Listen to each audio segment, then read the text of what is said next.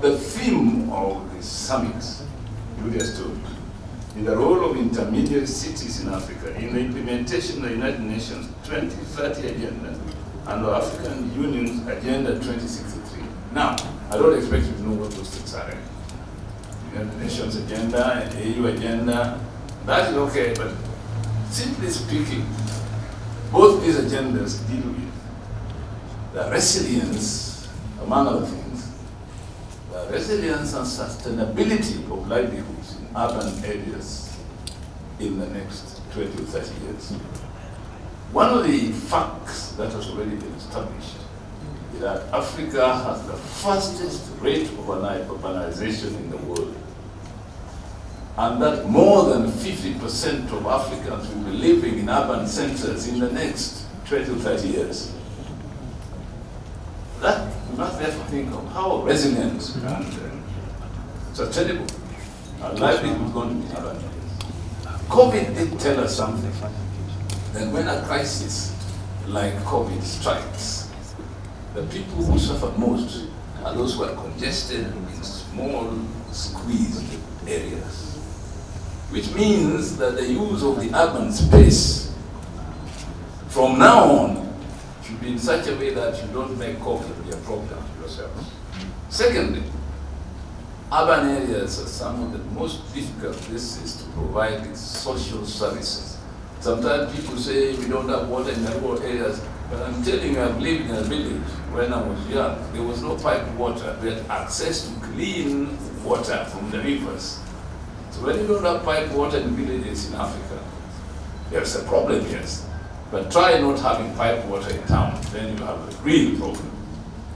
This is what we call sustainability and resilience of living in urban areas. Therefore, in the program that is available, I think, on the website of Africities, or maybe available as soon as possible, you will see that this issue of resilience and sustainability is discussed in urban areas in various ways.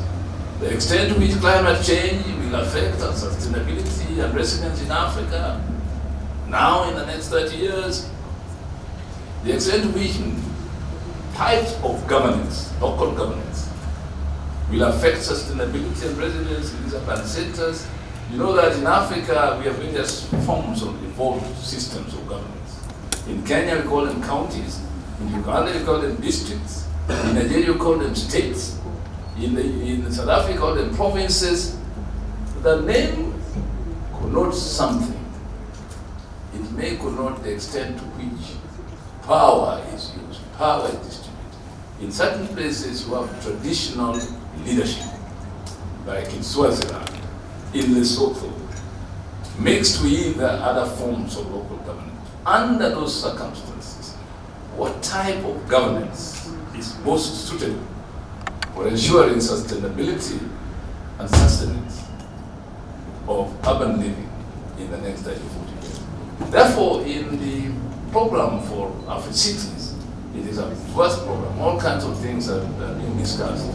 Climate change and urban living, governance, the role of infrastructure in urban development, the cost of financing the evolution of local governance in Africa, what is the experience in Nigeria and DRC and others, or in places with old empires like Ethiopia, empires which now find it very difficult to be adapted to modern governance, in places of intermittent social conflict like Somalia.